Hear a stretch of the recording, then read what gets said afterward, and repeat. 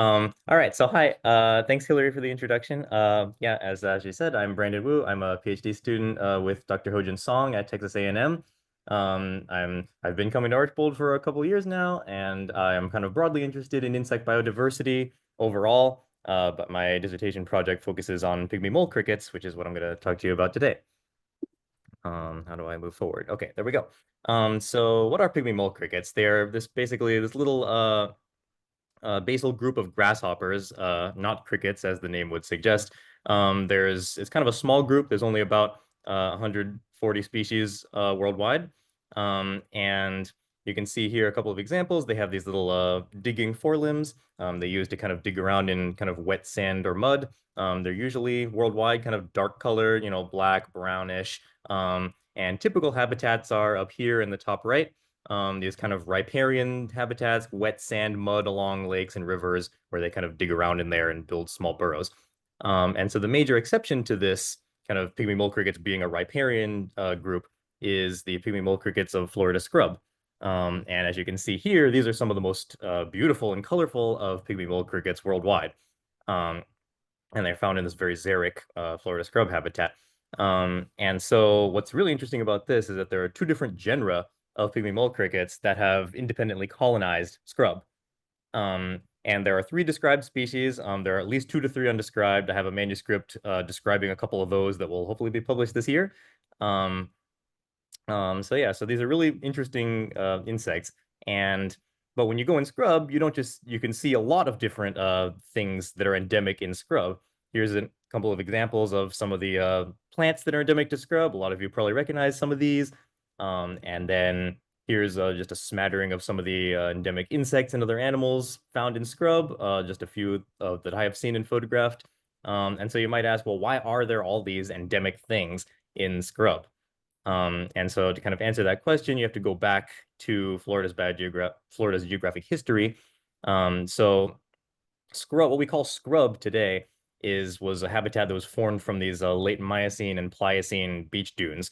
And in the Pleistocene glaciation cycles, basically brought the water levels up and down and up and down, and transformed these dunes into an island archipelago at various times. And so this kind of promoted allopatric speciation. So you had populations of organisms come down into these scrub habitats, get isolated on little islands, and then kind of evolve. And then, water levels go down. They were able to move to other little scrub islands, and then they get isolated there, and then that diverges. So it's kind of a really interesting system to study.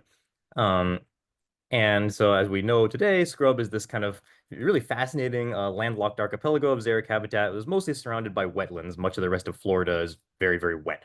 And as we all know, scrub is pretty highly imperiled. A lot of it has already been destroyed for development and citrus groves and like.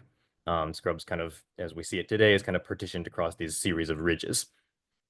Um, and in terms of looking at the biogeographic histories of organisms that are endemic to scrub, there's kind of been surprisingly little published. I mean, there has been a few papers on plants, a few papers on vertebrates, but in terms of invertebrates, really the only two groups that have been studied with any detail at all are the sand roach and this group of flightless grasshoppers. And so that's kind of an open area of inquiry is kind of what I'm interested in here. And so. This is a quote from Mark Dayrup in a 1989 paper where he says, "It is sad to think of North American biogeographers and evolutionary biologists preparing large-scale grant proposals to study the biotic patterns of distant island chains while their opportunities in Florida slip away." So I'm trying not to let my opportunity in Florida slip away here. So in terms of my project, this current project, my objectives are to produce robustly supported phylogenies for both of the Florida genera of pygmy mole crickets, estimate divergence times for both lineages, and to explore historical range evolution biogeography for these guys. Um, so for my taxon sampling, I have collected Tridactylids, pygmy mole crickets, all over the southeastern USA, especially in Florida. This is kind of my big map of all the localities I've gone to. All the red dots are the new localities that I've added between 2018 and 2023. I visited over 100 localities in Florida, found 46 new scrub pygmy mole cricket populations that weren't previously known. And I will say these guys are pretty tough to collect. You kind of have to go out to open scrub habitats within a couple hours of a rain, and then you can find their little burrows and you dig them up, and then they jump away, you lose them, and then you have to try to find another one. And yeah, so they can be kind of annoying to collect, but it was a lot of fun to collect these guys and see all these different scrub habitats and how they vary across the state. Um, for my molecular character sampling, I made use of this Orthoptera specific target enrichment probe set, which was developed by Shin et al. To generate target enrichment data. And then we kind of ran this data through this one kite pipeline, which is a 1,000 insect transcriptomes project. And this basically generated species trees from thousands of gene trees in Astral. And for my divergence times, I used TreePL with the calibration points being one, this really interesting and rare fossil pygmy cricket from Dominican amber, and then estimated age ranges for three of the Florida sand ridges. And then biogeographic analysis, which is still in progress, is being done using the R package biogeobears. So in terms of results, here's Alepes, that first genus of pygmy crickets. You can see that the all the scrub species are circled in blue, so they form one clade. They're really strongly supported, and there are four different. They fall out into four different species found in scrub, and those are all very strongly supported. And then in orange is all these non-scrub species. So you can see there's this one big clade on top here, with Californicus, Gurnii, and these are all kind of like Western U.S. species that are not found in scrub. And then what's sister to the scrub clade is this Alypius minuta, which is another widespread non-scrub species, which can be actually found at Archbold in kind of the edges of seasonal ponds and other wetlands. When we look at our dated tree, we see that the split between Minuta, that non-scrub species, and the clade with all the scrub species occurred about 10 million years ago, so back in the Miocene, about. And then the splits between the four different scrub species occurred only about 5 million years ago, so say Pleistocene-ish area, which kind of makes sense with what we know about Florida's geology. And then kind of looking at their ranges, you can see all four of these scrub Alepes are kind of essentially single ridge endemics. They're kind of very, very restricted ranges within the state on those different sand ridges. And so this is kind of a very, very tentative additional analysis, lots in progress, but this is from this DC model of a biogeobears analysis. And so the main thing to kind of note here is that you can see that the Lake Wales Ridge and Northern Brooksville Ridge seem to be kind of major uh, areas, like ancestral areas. So it's kind of indicating these are the two areas where these scrub Alepes kind of first colonized the state. Then we move on to Neotridactylus, which is the other genus, and this one has given me a lot more of a headache. You can see that Neotridactylus, there's a lot lower support values in here, and that these scrub species, Neotridactylus archboldi, is actually rendered paraphyletic. There's the main big red circle here, which is this main group of populations that are found in various scrub habitats of the peninsula, including at Archbold. And then this other little clade up here, which is a group of Archboldi looking Tridactylus that are only found in this panhandle scrub. And you can see that's actually more closely related to Apicialis, which is a non-scrub species. And so the reason for this kind of mess starts to become apparent when you look at the dated tree. You can see that Neotridactylus is a much younger group. So the split between Apicialis, the non-scrub species, and the main clade of Archboldi in the peninsula actually only occurred about 5-6 million years ago, and that then the divergences of all those different populations of Archboldi within peninsular Florida is really, really recent, only 3-4 million years ago. So these things are way, way more recent than the Alepes. And that also kind of explains why when you look at them across all that range, they all kind of look the same as opposed to the Alepes, which actually have very distinct color pattern differences.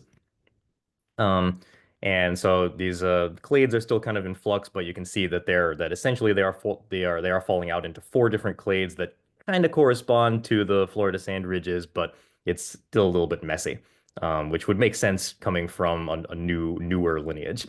And so in conclusion, we see that there are two very different biogeographic histories for Alepes versus Neotrodactylus, with Alepes being this older lineage versus kind of an incipient speciation thing going on in Neotrodactylus. And then it also seems that there is a cryptic species within Neotridactylus, that panhandle Archboldi, that population that kind of looks like Archboldi, but is only found up in the panhandle and seems to be actually possibly even another convergent evolution of adaptation to scrub habitat from non-scrub riparian habitat. So lots of interesting stuff warrants further investigation. I'd like to thank my lab and staff of Archbold for always making my visits here pleasant, and my funding sources, and I'd be happy to take questions.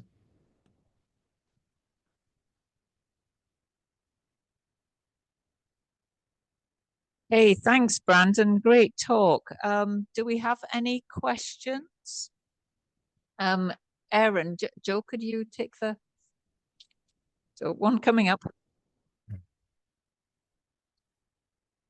Aaron. If you have a question, wave your hand really high so Joe can see you. That was a really cool talk. I was curious about that disjoint or disjunct distribution with the Lake Wales Ridge and the Panhandle. I can think of at least two other species that are like that or nearly like that. And you mentioned convergent evolution, but I wonder if you could just talk a little bit more about what you think might be happening. Could you tell us the two species? Because I know everyone will be interested. Yeah, I'm asking Aaron. Paronychia chartaceae, which is actually recently broken into Paronychia minima. Okay. Is the other one. Thank you. Sorry, Brandon, over to you. No, yeah, no worries. Yeah, and I've seen those Paronychias. Yeah, the ones from Archbold and the ones from those little crystal lakes up in the Panhandle. And then yeah, I know those were kind of recently awarded different species status. So yeah, I mean they look essentially the same. And but but in the phylogeny, those populations from up in the Panhandle are coming out as sister to Apicalis, which is this non-scrub species, and not really within the main Archboldi clade. So. So they kind of, so I think that they might just be something different. They kind of two different populations of ancestral Apicalis looking thing kind of entered Florida, and then one of them became the major Archbold clade, and another one kind of got stuck up here in these panhandle scrubs. So yeah, I mean, I know there's a couple of other, yeah, a couple of plants and things that have kind of similar distributions. So yeah, possibly similar forces at work. Oh, great talk. I was wondering the color patterns in the Alepes was really interesting. Do you think there's any adaptive significance to that, like camouflage or anything in their habitat? I think so, yeah, because I mean when you dig these things up and they jump and they land on the sand and they are just colored the exact color of the sand and you just can't see them. And what's interesting is that the Archboldi, which are black, the Neotridactylus, you'd think that that would make them obvious in sand, but then it actually makes them kind of look like bits of charred wood, which as we know, Florida scrub is, fire maintained, and so they kind of look like bits of charred plants and stuff. So, and then the Alepes that is red, the one that's another undescribed species, there's actually a lot of in that habitat where I found them, there's a lot of bits of what is it, rustweed, I think, polypremum or something like that. And that actually they kind of look like bits of little red bits of that plant. So yeah, I think it's definitely kind of adaptive to look like bits of the environment. Well, you've caught us up very well, Brandon. So, and I can't see any more questions. I don't think there's any online, Laura. I checked. I myself have some questions, but I'll zip my lip and ask you them later. Could we move on to the next speaker, which is Jessica Judson, who's going to be online. And Jessica has been working here for several years with Sarah Fitzpatrick. So Jessica, over to you. And please introduce your talk for us.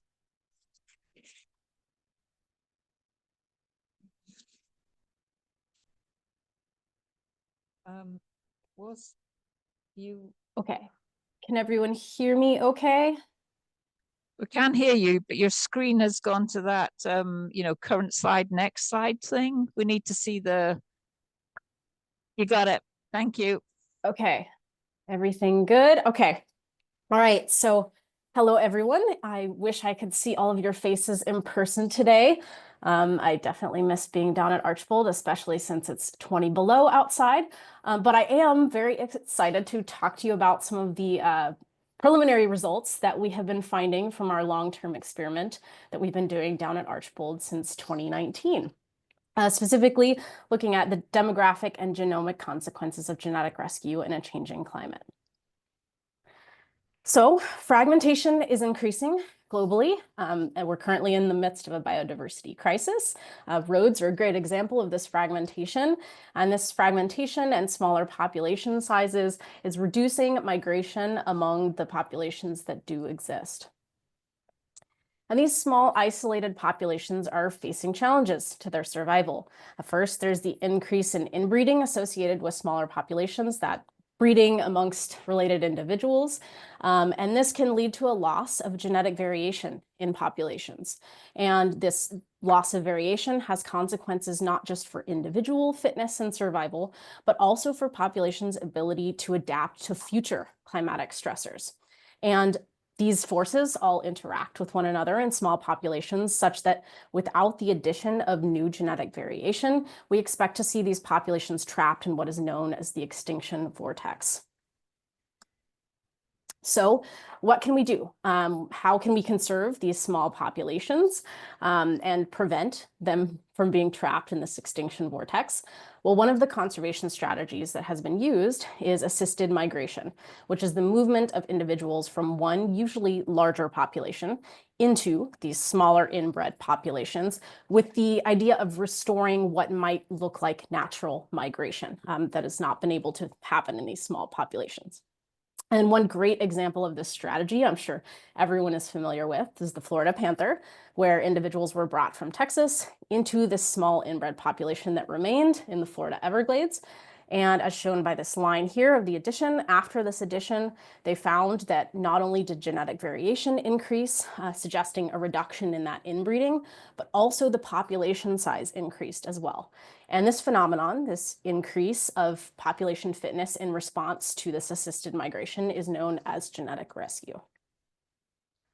So this is great. It seems like this would be a great strategy to use for small populations in order to prevent this extinction vortex. But it's really rarely used as a strategy, and there's a few reasons why. One of the reasons being that we really don't have a good handle on how predictable the positive outcomes of genetic rescue are. This is usually used as a last-ditch conservation strategy when there's not much remaining to do for these small populations, and so it's only been tested in a handful of cases, usually in endangered species. And in addition, we're not just interested in what's going on with the populations currently, we also want to see how this genetic rescue is going to impact these populations' ability to respond to future environments that they will be experiencing, climate change being one of them. So to address these unknowns, what we have done is we have used Archbold as a great place to perform a multi-year mesocosm experiment using eastern mosquitofish, shown here, as our model system to test the benefits, or potentially lack thereof, of genetic rescue. So I'm going to walk you through our experimental setup, which is definitely elaborate. So the first thing we did, Sarah Fitzpatrick set up these 10 serially bottlenecked populations of eastern mosquitofish in 2019. What that means is we just continued to reduce the population sizes by removing fish, consistent to what an endangered population might be experiencing currently. And then once we did that, we split these populations into two different evolutionary history treatments. First, the bottleneck populations that did not receive migrant individuals, which I'm calling drift. And you might think of that as this do-nothing conservation strategy, just hands off, see what happens. The other strategy, the other evolutionary history treatment is bottleneck populations that did receive migrant individuals, mimicking this assisted migration for genetic rescue conservation strategy. And we took individual fish from Lake Istapoga, which is a huge lake just northeast of the station. And those were our migrant individuals we introduced into a subset of these bottlenecked populations. I'll be calling that treatment GR for genetic rescue. And then finally, we had a large population that we kept very large to kind of show that comparison, that control to a non-endangered, non-small population. And then we split these three evolutionary history treatments among 36 tanks. We're calling them mesocosms, and they're shown in this picture here. You can also peruse the behind the RAND building, and you can see them there today. And we split them among the evolutionary history treatments, but we also split those tanks into different heat treatments because we were also interested in seeing how does this evolutionary history treatment interact with potential future stressful conditions to impact population's ability to survive. So we chose a high heat treatment, which was a high enough heat that we did see fish deaths, but not such a high heat that we didn't see any reproduction, because we wanted these populations to have the opportunity to adapt to these conditions. And then I'm going to tell you a very brief preliminary results from whole genome sequencing we did just of a subset of individuals, specifically the founding individuals of these bottlenecked populations, the migrant individuals from Lake Istapoga, and a subset of these mesocosm founders here. All right, so the first thing we did using this genomic data was we wanted to see how the levels of inbreeding compare across our evolutionary history treatments. So we sequenced these genomes and we calculated this measure called FRO, and that's going to represent inbreeding in the genome. So a high level of FRO is going to suggest high levels of inbreeding in those individuals. So first, for some predictions, we expected that our control populations were going to have relatively low levels of inbreeding, shown with low FRO. And that's because they're large populations that shouldn't be suffering those small population problems. On the other hand, that do-nothing conservation approach of drift, we do expect to see high levels of inbreeding in those individuals, consistent with what many isolated endangered populations are currently experiencing. And then finally, we had hoped to see that if this migration is bringing in new genetic variation and reducing levels of inbreeding, we should see a reduction in FRO in our genetic rescue treatment. So what did we find? Well, comfortingly, our control is what we thought it was. So our control had low levels of inbreeding, shown by low levels of FRO here, as well as our founding individuals of those bottlenecked populations, and the migrants here from Istapoga having the lowest levels of inbreeding, consistent with being from a very, very large population size in Lake Istapoga. So that was comforting. Also consistent with our expectations, we found that the drift treatment, this do-nothing conservation approach, led to very high levels of inbreeding in these populations, consistent with the idea that these are small population problems that are occurring. They're consistent. We see this increased inbreeding. And finally, excitingly, we did find that assisted migration does decrease levels of inbreeding in our genetic rescue treatment. So that does suggest that gene flow from assisted migration is decreasing inbreeding in these populations and is consistent with what has been found in other studies. I also want to point out there is a lot of variation here as well, you might notice, which is consistent with some individuals potentially not being descendants of those migrant individuals. So we do expect to see some variation there. All right, so that's only half of the story, right? So we saw this increase in genetic variation, decrease in inbreeding, but we also want to look at the population fitness consequences. So what is the population size doing in response to these treatments? So first, I'm going to focus just on the benign environment, looking at population size, which you'll see on the y-axis, and treatment on the x. So for the control population, we expect to see moderate population sizes, really just constrained by the resource availability in the tanks. We expect to see these drift populations that are suffering these small population problems, increased inbreeding, to have decreased population sizes. And we hope to see this recovery of population sizes in the genetic rescue treatment. Now, what did we see? So shown on the right here is our results, looking at number of adults on the y-axis. You can see that the control and drift treatments actually didn't have any difference in population size, which was not what we were expecting. But we did see this positive response in benign environment for the genetic rescue treatment. We saw this increase in the mean population size across these tanks. So that was really exciting. The variance is really small, which suggests that perhaps this is even a predictable response to genetic rescue. And then when we look at the stressful environment, so how are these populations going to be able to respond to future stressful conditions? So this is the results you were just looking at, the number of adults, and looking at just the unheated tanks. And when we look at the control and drift treatments, we see a decrease in population size, consistent with our expectation that this is a stressful treatment. This is a selective pressure on the populations. And the drift populations seem to be even lower in size than the control populations, as we expected. But when we look at genetic rescue treatment, we see a much different story than we did with the benign treatment. We see this huge variance in the responses, where some of these tanks are currently extinct, We also have one tank that has the highest population size of any of the tanks that we have. So there's this huge variance going on, suggesting that perhaps this isn't a predictable response when it comes to looking at future stressful conditions. So just to briefly overview what we've found so far, we found that assisted migration does lead to decreased inbreeding, which was very exciting to see. And we did see that there was this decreased inbreeding and increased population size in benign environments for the genetic rescue treatment, but we didn't see that same response for the heated environment. So what might be going on here? There's a lot of stochasticity in these genetic rescue outcomes. The question is why? Well, one of the things that we don't know, because we only sequenced a subset of these tanks, is we don't know how much migrant ancestry, how much mixing between these migrant individuals and these bottlenecked individuals actually happened in these genetic rescue tanks. It could be that some of the populations that went extinct actually didn't have any migrant ancestry. The migrant might have died, for example, before mating with any individuals.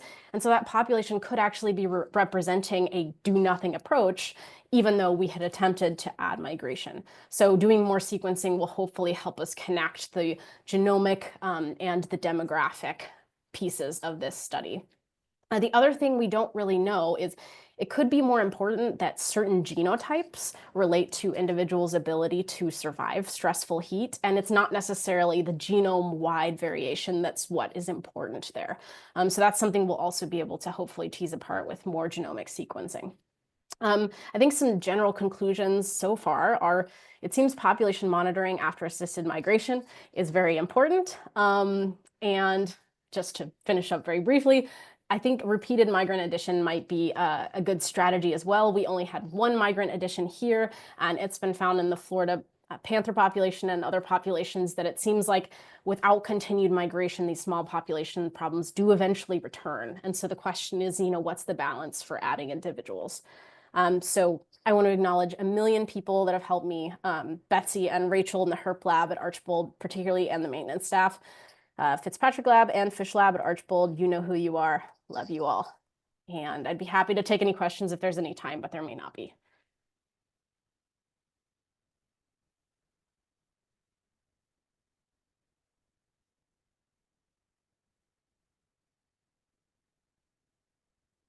And Hi, I Jessica, can't hear that you. was a fantastic talk. Oh, thank you. Question about what is the mechanism behind the increase in populations for the genetic rescue? Why should the populations increase more than the control population? So really, that was the first prediction we had was just that they would kind of match the levels of the control in terms of population size, such that, it's really just limited more based on the resources available. But given these positive responses that we saw in the benign environment, such that they seem to be consistently larger than even the control populations, one thought behind why that might be is that genetic variation is increasing fitness regardless of past population history. So those populations from genetic rescue have that variation from the Istopoga fish that the control fish don't have. So potentially even increasing their genetic variation compared to those control individuals. So that's one hypothesis for why. Yeah, in terms of the heated treatment, we did not see that response at all.